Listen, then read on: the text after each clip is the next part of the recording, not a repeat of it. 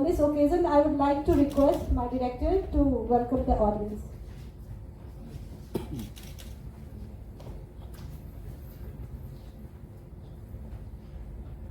Special welcome to all our guests, those who are not knowing many of them, but slowly perhaps I will get accustomed to this culture also. So I will not take much time because we may be slightly behind the schedule. Welcoming you all to this, we'll keep meeting and let's see how we can go more and more programs with our team. I'll request Shruti ji, welcoming you all once again to take the program. Thank you very much. Thank you, sir. So we would like to start the program, and the main thing for which we have gathered here is the book. So much work has been put into it by the artist and by the author also. So we will do the book release.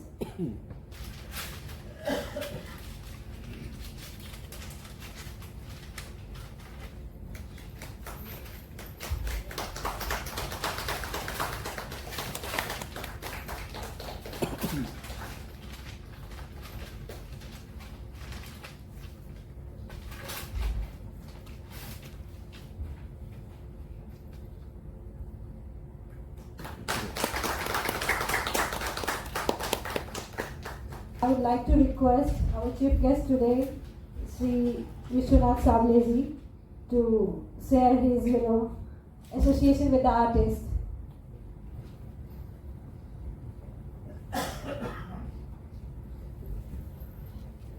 नमस्कार।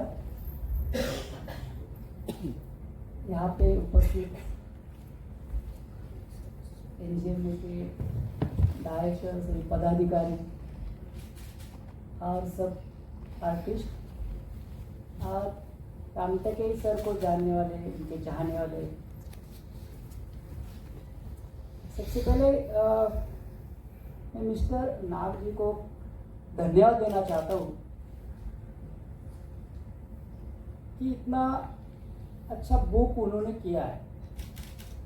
As a student जब हम पढ़ रहे थे तो ज़्यादातर जो Indian art की आर्ट हिस्ट्री की बात आती है तो सभी जो लिटरेचर होता है, जो लिखा जाता है, तो मोस्टली बॉम्बे स्कूल के ऊपर बहुत कम लिखा है। ज़्यादातर जो आर्टिस्ट के बारे में लिखा है, जो बंगाल स्कूल, बड़ौदा और दिल्ली के आर्टिस्ट के बारे में ज़्यादा लिखा हुआ है। और उसके बाद मोस्टली जो लिखा हुआ है ज़्यादा तो प्रोग्रेसिव ग्रुप के बाद उस आर्टिस्ट के ऊपर ज़्यादा लिखा गया है, क्योंकि महाराष्ट्र के हर एक पार्ट में बहुत अच्छे आर्टिस्ट है, बहुत अच्छा काम कर रहे हैं, लेकिन उनके बारे में जो लिखना चाहिए वो ज़्यादा कोई लिखा नहीं है। उसका जो प्रॉपर डॉक्यूमेंटेशन होना चाहिए वो भी हुआ नहीं। ये चीज़ें जब मुझे याद आए कि जब हम पढ़ रहे थे, उसके बाद जब टीचिंग में आ गए, उसके बाद हम रिसर्च करना शुरू किया, तब उसका इम्पोर्टेंस समझ में आ गया कि एक रिसर्च होता है, कि रिसर्च के लिए कुछ रिसर्च मेथडोलॉजी होती है और एक साइंटिफिक रिसर्च होता है, उसके लिए डेटा बहुत इंपॉर्टेंट होता है। और तो फर्स्ट हैंड डेटा होता है वो बहुत इंपॉर्टेंट होता है, और उसके लिए आर्टिस्ट के बारे में कुछ लिखना बहुत इंपॉर्टेंट होता है। और वो जो काम मिस्टर नाग ने किया है तो वो काबिल तारीफ है, मैं उनको धन्यवाद देना चाहता हूँ। सेकेंड थिंग, रामटेके सर, जब मैं उनसे मिला, जब जे में मैंने ज्वाइन किया एज अ टीचर, उसके बाद रामटेके सर से बहुत बार मुलाकात हो गई। उनका जहांगीर में शो था, उसके बाद हम नागपुर चले गए और उनके स्टूडियो में गए थे। जब उनका स्टूडियो देखा, उसके बाद लगा कि हम कुछ नहीं कर रहे, क्योंकि उस स्टूडियो में इतने सारे पेंटिंग्स थे, ड्राइंग्स थे, स्केचबुक थे। तो इतने एज में भी वो इतना काम कर रहे, डिसिप्लिन से काम कर रहे, सिस्टमेटिक काम कर रहे, डिफरेंट सब्जेक्ट्स को लेकर भी काम कर रहे। तो स्टूडेंट्स के लिए बहुत वो एक सीखने वाली बात थी कि मुझे हर बार लगता है कि 60 के बाद 60 to 70 की एक जनरेशन थी, जो उनका जो एक एकेडमिक हुआ था वो इतना स्ट्रांग था कि वो सभी आर्टिस्ट रियलिज्म से लेके एब्स्ट्रैक्ट तक इतने आसानी से क्यों काम करते थे, क्योंकि उनका बेस इतना स्ट्रांग होता था वो अच्छे ड्राइंग करते थे, मीडियम के ऊपर उनका अच्छा कमांड होता था, जैसे वो वाटर कलर हो, ऑयल कलर हो, चारकोल हो, तो किसी भी मीडियम में इतने आसानी से काम करते थे ताकि वो बेसिकली उनका जो बेस था वो ज़्यादा स्ट्रांग होता था।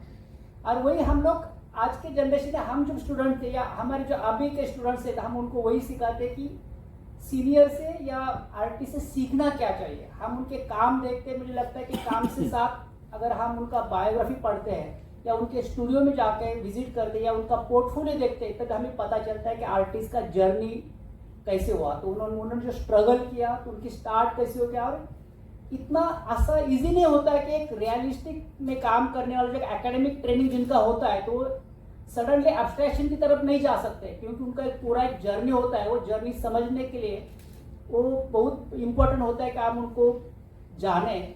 और सेकंड थिंग, उनके थॉट प्रोसेस डेवलप होती है, वो समझने के लिए उनके ऊपर अगर कुछ लिखा हुआ होता है तो बहुत इजी हो जाता है वो आर्टिस्ट को समझना। और मुझे लगता है कि इस टाइप का जो डॉक्यूमेंटेशन जो हो रहा है ये बहुत अच्छी बात है और ये होनी चाहिए। तो इसलिए मिस्टर नाग को मैं धन्यवाद देना चाहता हूँ।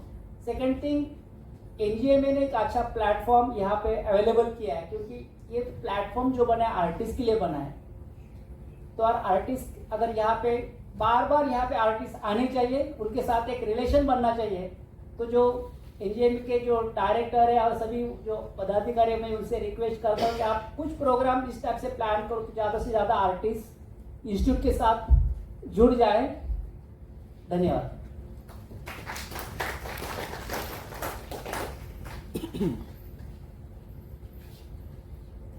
Thank you, sir. Now I will request Sri Vilas Sinde ji. He was also our former chairperson, and he worked with us in putting up this show. And he is a friend, and he knows the artist very well. So we'd like to listen what his story is with the artist. As an artist and creator, doing painting on canvas as if growing the most beautiful flower. We keep watering it with the feelings, give it lot of sunlight with the experience, and always make sure the petals are full of colors and never curved. Once we neglect our painting, it will die.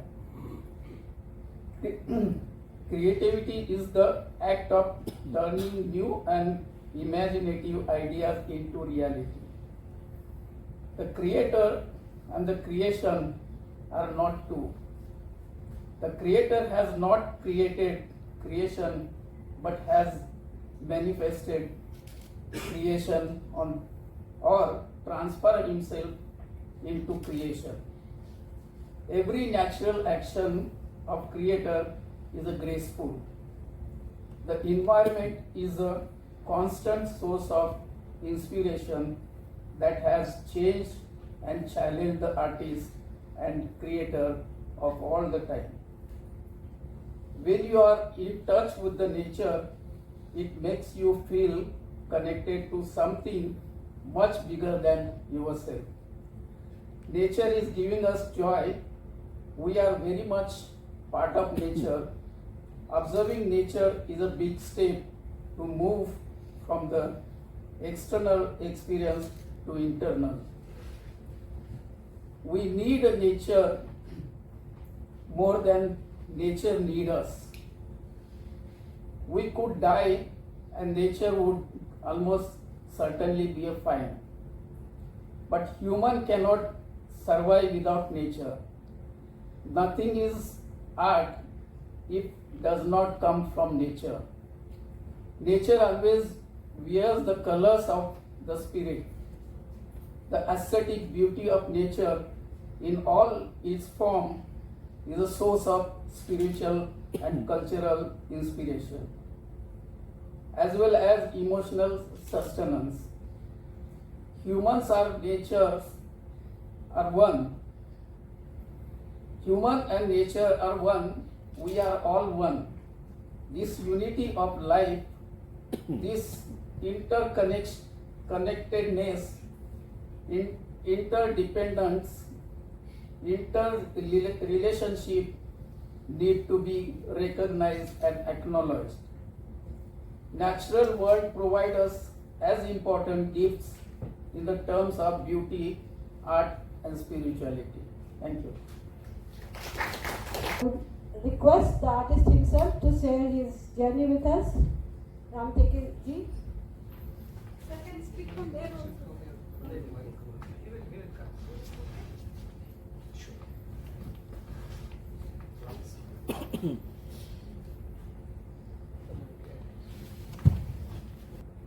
बहुत सारे artist हमारे मित्र हैं यहाँ।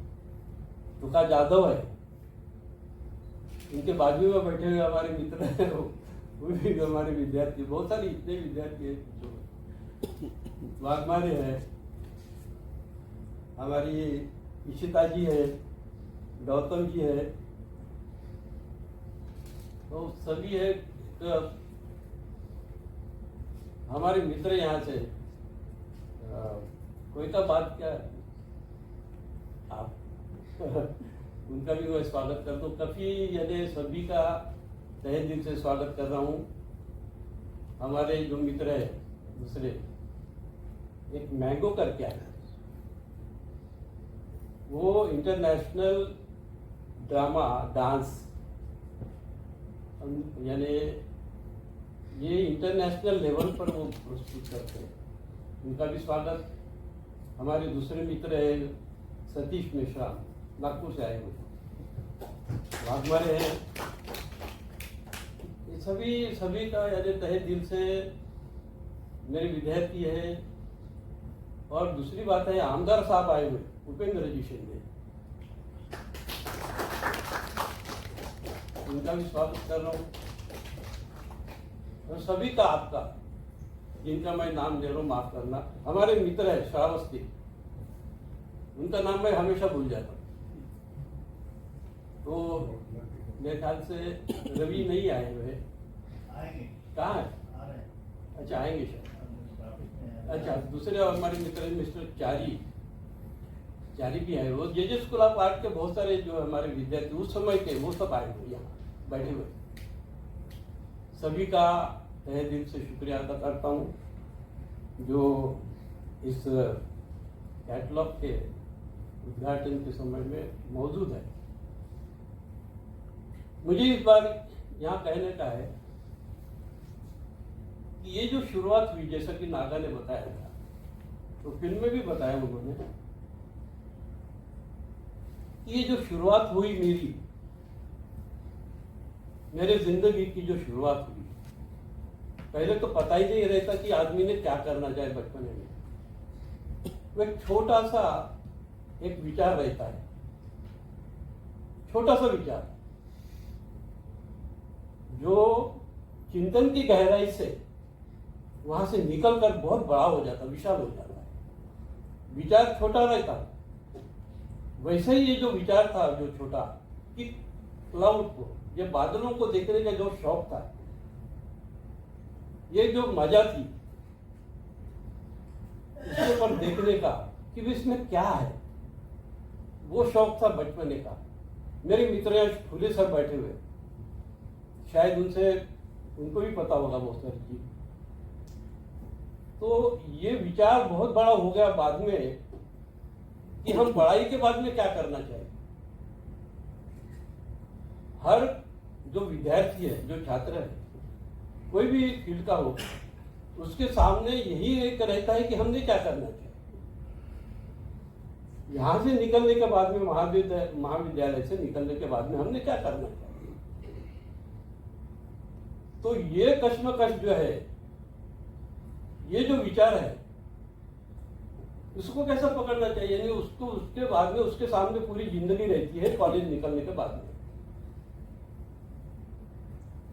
तो कैसा क्या उसको, उसकी जिंदगी आगे की कैसी होगी, उसका वो चिंतन करता है।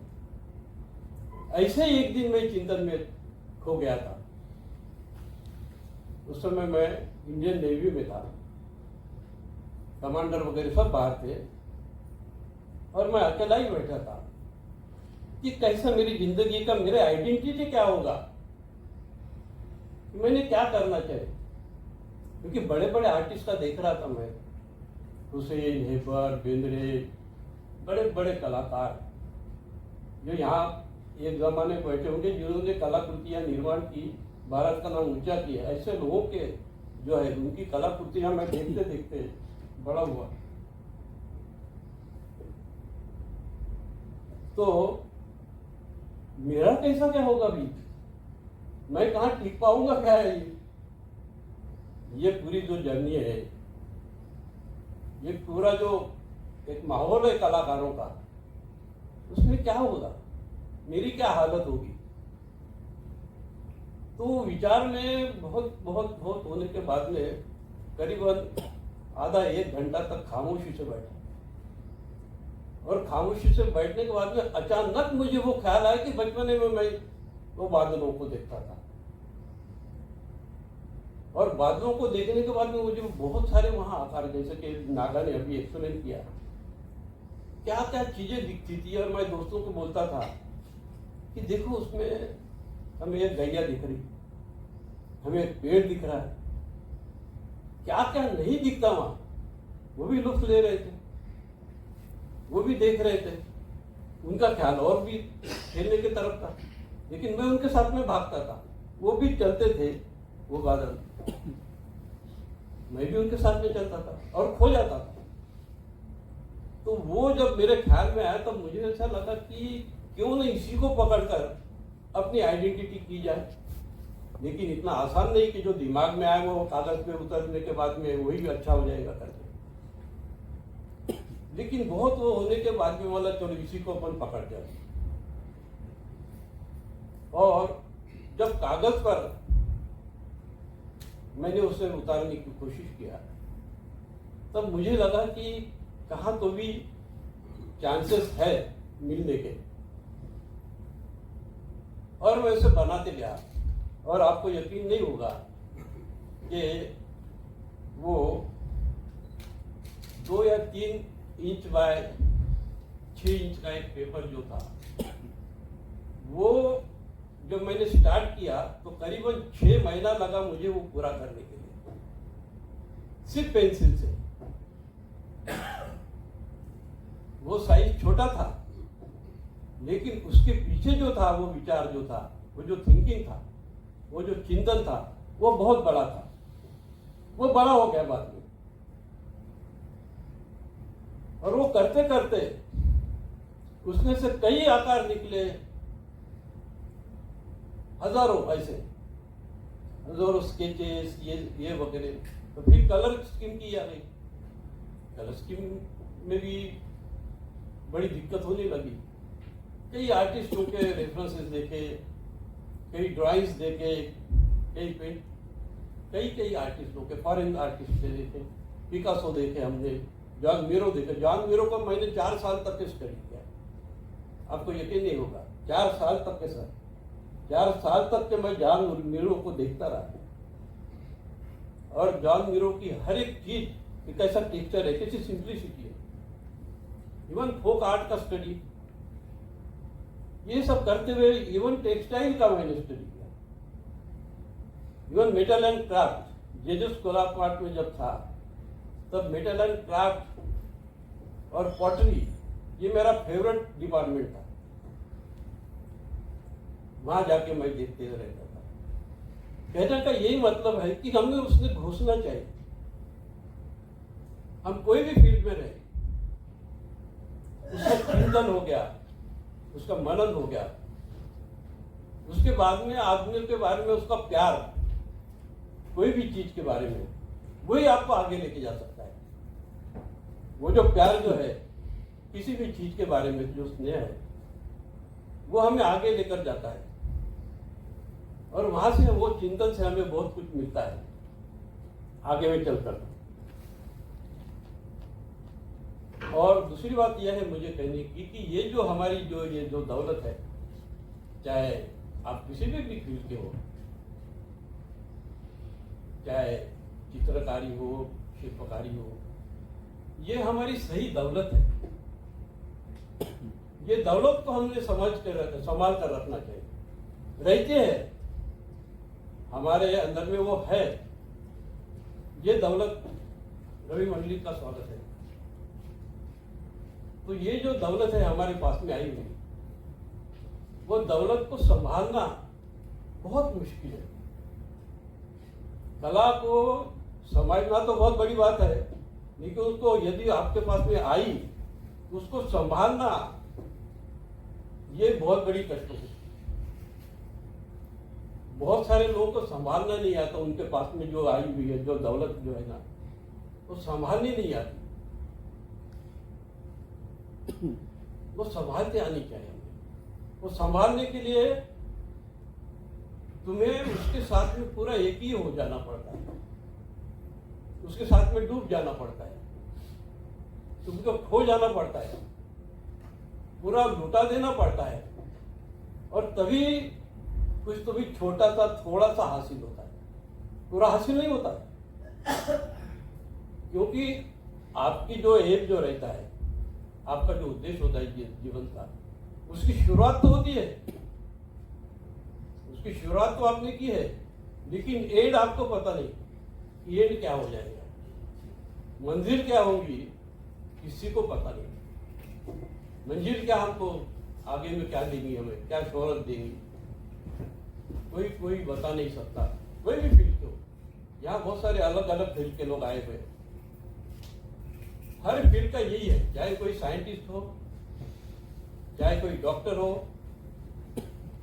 कोई भी फील्ड का हो, ड्रामा हो, बहुत बड़े बड़े बड़े जहाँ एक्टर है, यानी अपने बॉलीवुड, लेकिन हर फील्ड का यही है।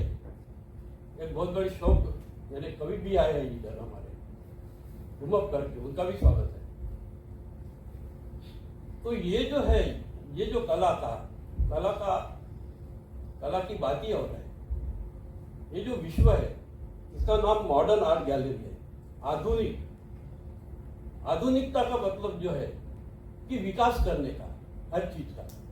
जो पीछे हो गया है, हमारे बहुत सारे कलाकारों ने, आपको पता ही है कि बंगाल का भी यहाँ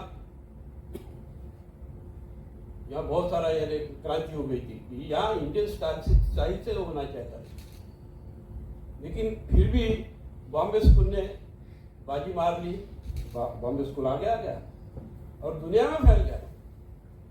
तो आधुनिकता का मतलब है हमेशा विकास करना, और ये आधुनिक संग्रहालय वहां तो आपको दिखाई देगा।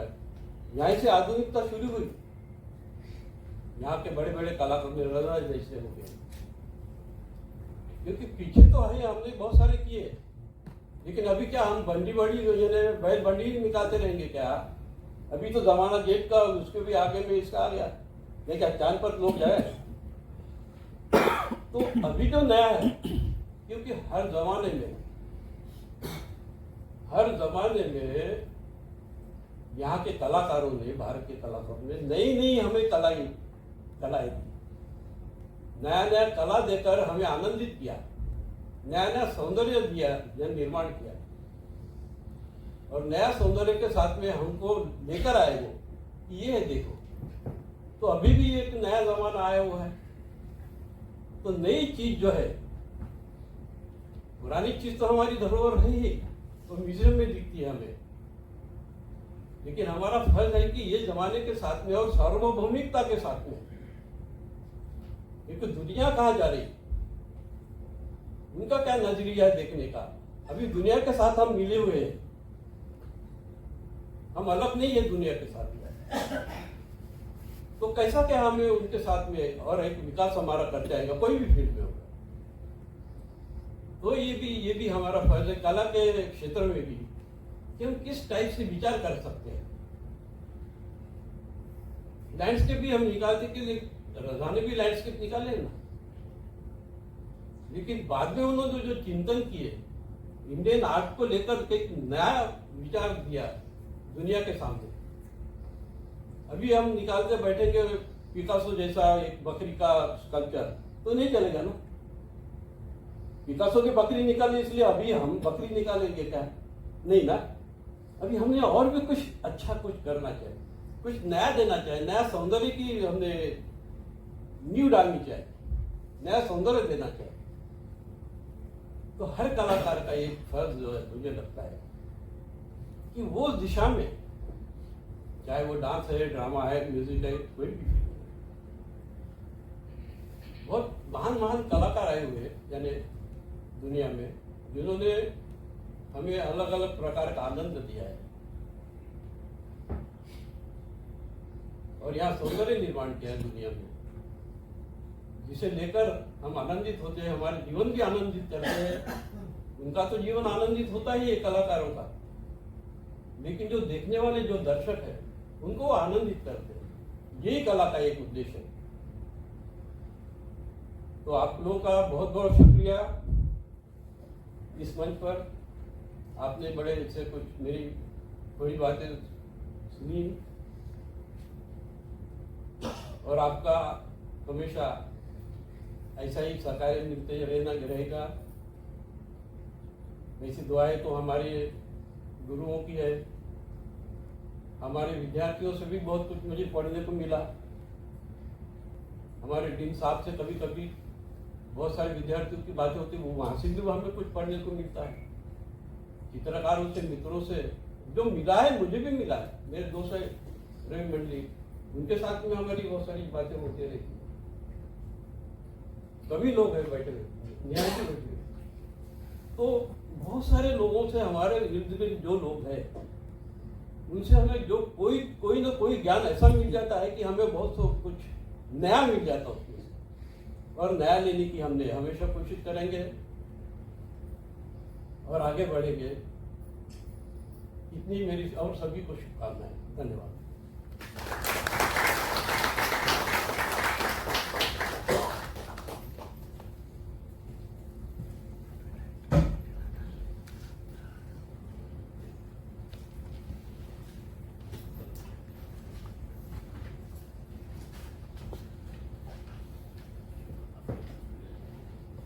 थैंक यू सर, आपसे हमें बहुत सीखने को मिला और हम लोग काफ़ी ब्लेस्ड हैं कि आप हमारे लिए अपने सारे एक्सपीरियंस को शेयर किए और आगे बढ़ने को भी प्रोत्साहन किया है हम लोगों को।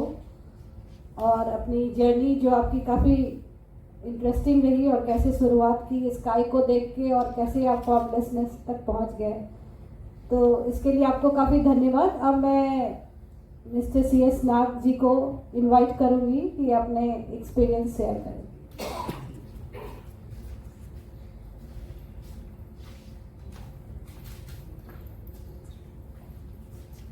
Thank you, Shruti ji.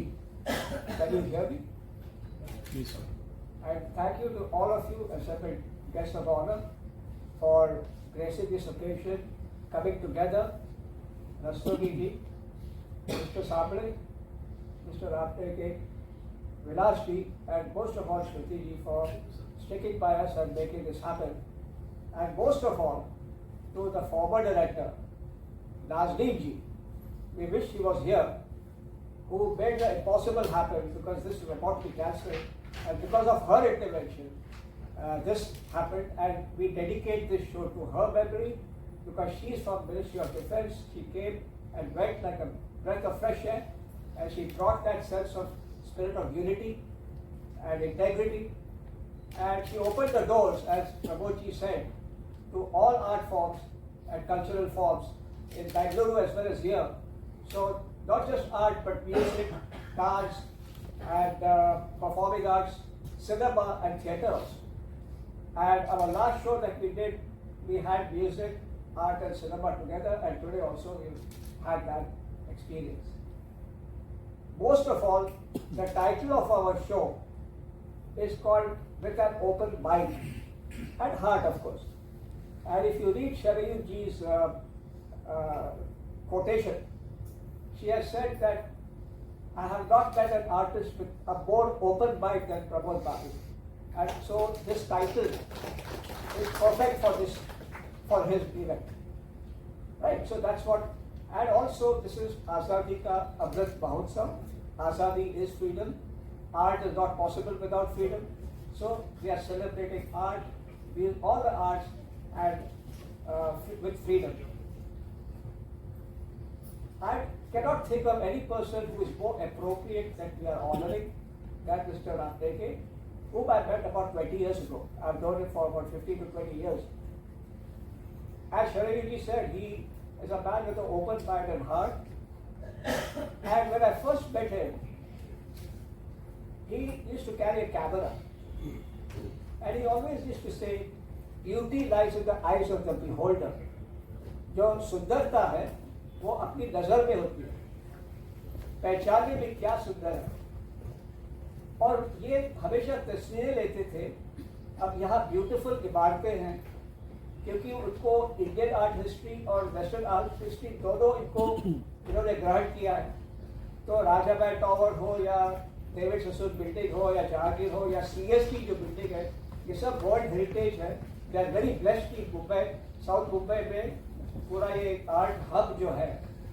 और ये बिल्डिंग जो है NGA में, CJ हॉल, ये बनी थी 1911 में। और इसके जो आर्किटेक्ट है जॉर्ज विटेट, उन्होंने गेटवे भी बनाया।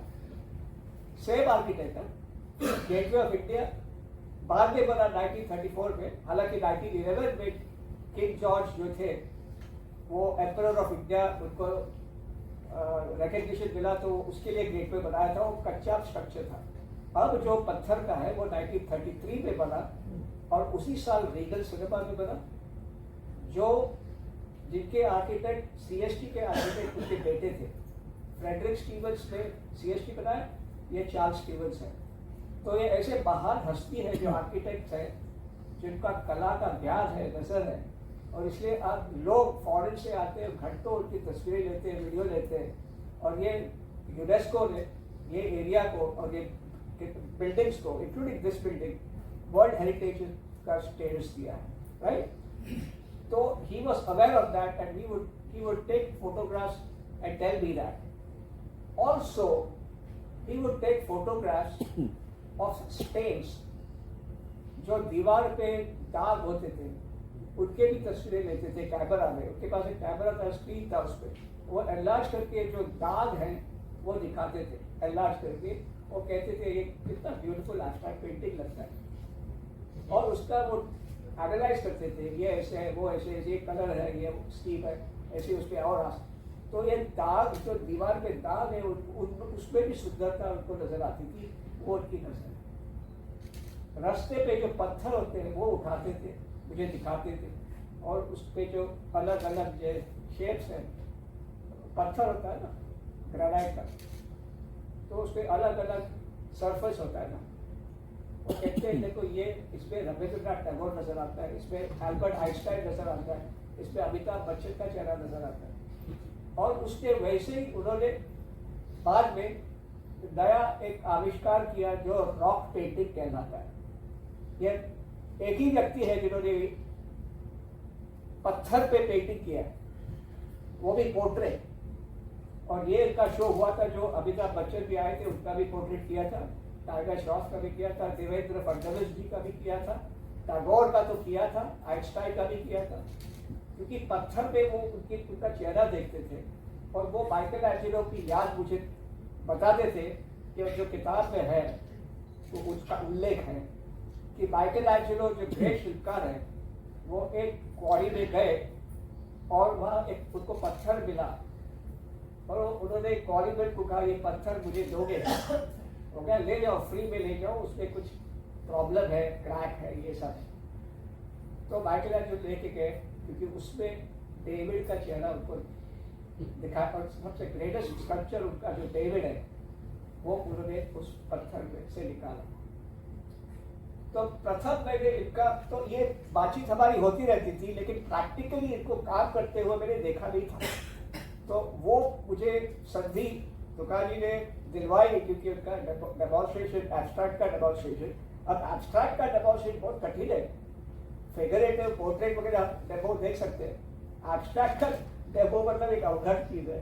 तो SIT में इनका हुआ, तब मैंने इसका टेक्निक देखा और इसका कलर एप्लीकेशन का लेयर अपॉन लेयर जो है, और वो एक लेयर लगाते हैं, दूसरे लेयर जब लगाते हैं तो उसको माइनस करते हैं, मतलब वो आकार पैदा होता है नीचे से, ओवरलैपिंग कलर। तो ऐसे लेयर लगा के उसमें छुपा हुआ जो आकार वो निकलता है। Do you understand? He is not painting the shape on the surface, but he is revealing it, like covering it up. He covers one layer with another layer, he covers it, and what remains is the akar. Do you understand? So he is revealing the shapes with every layer that the akar is formed. It was fantastic. It was like watching a painting in reverse, reverse proportion. And so I was very fascinated by that. And then when we discussed this writing is our journey, I got to know his full story. And as I said, with an open mind, he is very influenced by Buddhist philosophy. And he studied in JJ in the 70s, the golden era of Sambhaji Kadam, who was a great lover of music. तो वो खुद संगीतकार थे, harmonium अच्छा classical music बजाते थे, और उस वक्त 70s के JJ में भीमसेन जोशी, किशोर यामुरकर, बिस्मिल्ला, ये सब उनके म्यूजिक प्रोग्राम्स होते थे. यहाँ भी NGMA और रीगल का मैंने जिक्र किया. रीगल में यहूदीन बेन्यामिन, जवाहरलाल नेहरू, गमाल अब्दुल नासर, ऊथ हार्ट, उनके भाषण हुए. रविंद्रनाथ टैगोर जी ने गीतांजलि वहाँ पढ़ी है रीगल थिएटर में. यहाँ भी जो सुबीर मेहता के फादर है, मैनी मेहता, उनके पियानो कॉन्सर्ट्स होते थे, बॉम्बे सिम्फनी ऑर्केस्ट्रा के फंक्शंस होते थे. मैं 6 या 8 साल का था जब ट्रांस चल रहे थे मुंबई में. तो मेरे ग्रैंडफादर जब ब्रिटिश सिविल सर्विस में थे और विल्सन कॉलेज के ग्रेजुएट थे. मेरी माँ भी, मैं भी भक्ति जनरेशन विल्सन में पढ़े हैं, मेरी साइंस की डिग्री है. तो मेरे ग्रैंडफादर म्यूजिक लवर थे, म्यूजिशियन थे, 4 इंस्ट्रूमेंट्स बजाते थे. वो मुझे लेके आए इधर, और जो ग्रेट तबला प्लेयर है अहमद जान थिरकवा, उनका 3 घंटे का तबला रिसाइटल हुआ और सब बच्चे तालियां बजा रहे थे, क्योंकि उनके एंड में हाथी कैसे चलता है वो उन्हें तबले पे बजा के दिखाया, घोड़ा कैसा दौड़ता है वो आवाज उन्होंने तबले पे निकाला. और ऊपर जो सीलिंग है वहाँ पे एक फिल्म शो था सरकोरामा, और वो सरकोरामा क्या था, वो और डोम है ना ये जेले का, उसमें पूरा प्रदर्शित हुआ. तो लोग ऐसे देख रहे थे, क्योंकि जो फिल्म ऐसे 360 डिग्री घूम रही थी, और एक ट्रेन है जो धुआं उड़ाते हुए ऐसे जा रही है. तो सब लोग ऐसे, ये 1961-62 की बात है. सो अब जो कॉमन चीज़ है, मोबाइल पे 360 आपको व्यू मिलता है, क्रिकेट वगैरह. तो ऐसे शोज यहाँ होते थे. और 60s में अगर शरीर जो होती वो आपको बताती, बाला सरस्वती, बिरजू महाराज, सितारा देवी जैसे ग्रेट डांसर्स जो पद्म विभूषण ये सब हैं, उनका डांस होता था नीचे. और आरा साहब, हेब्बान साहब, हुसैन साहब, रजा साहब आके उनके स्केचेस बनाते थे.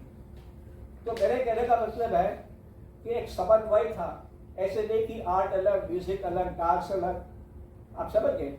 तो सब आर्ट जो है साथ में चलते थे उन दिनों में. और आज भी हम कोशिश कर रहे हैं कि वो गोल्डन एज फिर से आ जाए इधर. तो मेरे ख्याल से मिस्टर रामदेव के उसके परफेक्ट प्रतिनिधि हैं, क्योंकि शॉर्ट में जो मेरे बायोग्राफी लिखा है, तो इनके ग्रैंडफादर ऑलमोस्ट सेंट्री स्टेटस था, आत्माराम जी. वो लक्ष्मणराव भोसले जी के यहाँ कीर्तनकार थे, तो इनके फैमिली में म्यूजिक, ड्रामा, थिएटर ऑलवेज था. उनके फादर जो थे आयुर्वेदिक डॉक्टर थे, और जो बचपन में इनको वो नागार्जुन टेकरी पे ले जाते थे, जो नागार्जुन को सेकंड बुद्धा कहते हैं, जो 800 साल बुद्धा के बाद आए. और वो टेकरी पे औषध के जो पेड़ पौधे हैं वो मिलते हैं, वो इकट्ठा करके उनके फादर उनको ले जाते थे. और नागार्जुन ने 3 ग्रेट किताबें लिखी है. एक है रसायन पे, जिसका नाम है रस वैशेषिक, और एक है कलर थियरी, जो पहली दफा दुनिया में किसी ने कलर थियरी लिखी है वो नागार्जुन है. रस रत्नाकर, जिसमें पंच महाभूत ये सब इनके ऊपर, जैसे आकाश जो है ब्लैक है, पृथ्वी येलो, वायु ग्रीन है, अग्नि रेड है. सो each of the Panch Mahabhutas are given a certain color. Similarly, it's in our philosophy, we have Tamas is black, Sattvic is yellow, and Rajasic is red. energy. So that is called Rasa Ratnakar. And the third most important book he wrote was Madhyamik Philosophy. Now that's based on Buddha's sermon to Kachayan, which is called Pratitya Samutpada. Now Buddha's great contribution, he came in the Upanishadic tradition, 700 BC. The Rig Veda, all this existed at that time, so he was in that tradition. But his major contribution was how to solve this practically. Human suffering जो है, इंसान जो है क्यों पीड़ित है, क्यों social अपने को महसूस करता है, क्यों इतने मतलब अवस्था में है कि वाई दुख क्यों है? और उनका स्टोरी है कि वो डेड बॉडी जा रहा था वगैरह. तो ही wanted to meditate and find out. तो प्रत्यक्ष समुत्पाद का कॉन्सेप्ट ये है कि जो हमारे ये कर्म का कॉन्सेप्ट है, राइट. उनका कॉन्सेप्ट ये था कि there is a chain of suffering, साखड़ी, which takes you back to your previous birth also, but it is attached to thought, emotion, your actions, past actions, all that. From that you have, and how to solve that? If you think about the cause and effect, her cause का effect होता है, हर effect का cause होता है. तो आप cause पे focus करोगे तो दूसरा cause आ जाता है, उस पे focus करोगे और एक cause आ जाता है. तो आप जब going in circles, ये cause खत्म नहीं होता कभी. तो the solution he found is called the middle way, which is to attain the nirvana sthiti, which is basically peaceful, silent, empty mind by meditating on that. Okay. Now, how do you achieve emptiness? Okay, this concept is there in Vedanta also. Vedant means वेद का अंत. वेद मतलब विद्या, knowledge. जब knowledge और conscious ये सब खत्म हो जाता है तो उस स्थिति में आप पहुंच जाते हो जो उसको निर्गुण और निर्विकल्प कहते हैं, राइट. अब वो हर शास्त्र योग में है, सांख्य में है, राइट, न्याय वैशेषिक मीमांस में है और वेदांत में है. सो बेसिकली उस पर मैंने एक किताब भी लिखी है which is called time after time. तो ये टाइम उसको जोड़ता है. सो निर्विकल्प मतलब टाइम जब खत्म हो जाता है, साइलेंट माइंड क्या है, ओपन माइंड क्या है. तो वो कॉन्सेप्ट जुडाइज्म में भी है, उसको एंड सॉफ्ट कहते हैं. सो भगवान लाइट पैदा करता है, right. First creation is light. अंधकार से रोशनी आती है. You see the Bible, let there be light and there was light. तो mister Rastogi, I will take your permission to speak 2 minutes on science, because science is the way to understand it without any argument. Science is the last word on everything because it is practical. Okay. Now, what is light? Enlightenment जो है उसको आप मोक्ष कहते हो. हिंदू उसको मोक्ष कहते हैं, जैन लोग उसको केवल ज्ञान कहते हैं, बुद्धिस्ट उसको निर्वाण कहते हैं. वो कॉन्सेप्ट एक ही है. तीनों धर्म ने बहुत बड़ा कॉन्ट्रीब्यूशन इस पे किया है ओपन माइंड के लिए. Hindu, Jainism, Buddhism. और जैनिज्म का मैं थोड़ा जिक्र करूं, जो पहले तीर्थंकार थे. तीर्थंकार का मतलब ही वो है कि तीर्थ मतलब संसार, समुद्र, जो पार कर गया उसको. So he is not touched by all this. He is, you know, so that is Tirthankar and that is Rishabhdev. तो उनका ये था अपरिग्रह. अपरिग्रह का कॉन्सेप्ट है not desire, no desire. If you solve that, there is no desire, desireless, which is vairagya. You see, all of that, which is purusharth, prarabdha, these are all related things. You find that in Upanishad, in Jain philosophy, Buddhist philosophy, all the concepts are same, similar. Approach is also similar. So, this light is called enlightenment. जो विद्वान ज्ञानी आदमी है, मोक्ष पा चुका है, वो enlightened आदमी है. तो light है उसमें. Right? His mind is like a light, like a mirror. What is that light? So science का मैं जिक्र करूँ, light is a wave as well as a particle, and we can describe it best by Einstein. which is E is equal to mc square, which equates energy and matter. And c is the speed of light. Now, the speed of light is 3 lakh kilometers per second. So, light can travel 7 times, 8 times around the earth in 1 second. But distances are so large, it takes 1.3 seconds to come from moonlight. And sun is 150 million miles, so it takes 8 minutes. Okay? But when you travel at the speed of light, time slows down. So they have taken clocks in space and they actually slow down. At the speed of light, which is ultimate, maximum in nature, time freezes, time stops, time comes to an end. Okay? That is Nirvikalpa.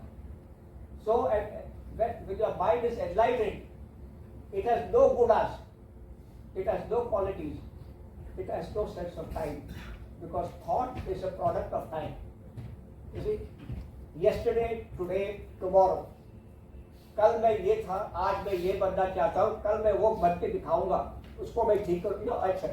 सो वो आपका मन कर रहा है, वो ego कर रहा है।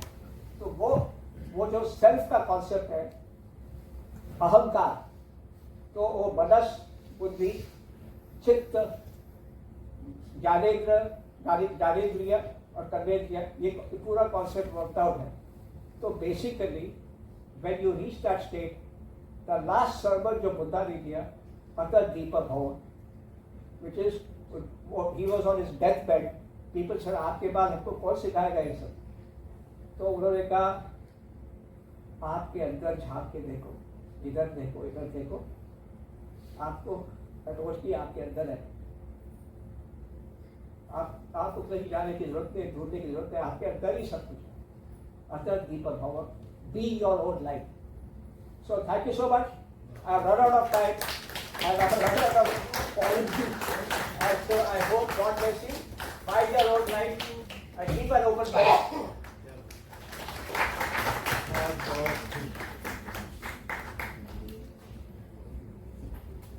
Thank you, Nag sir.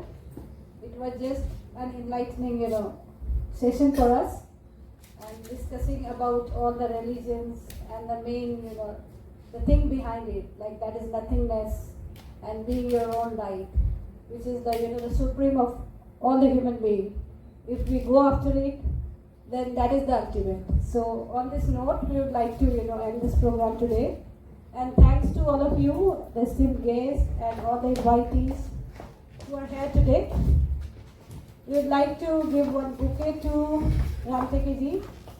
Also to Mr. Prashad and Dhruv Shah. उनको भी, if you don't mind, Yeah, we have. please. Dhruv.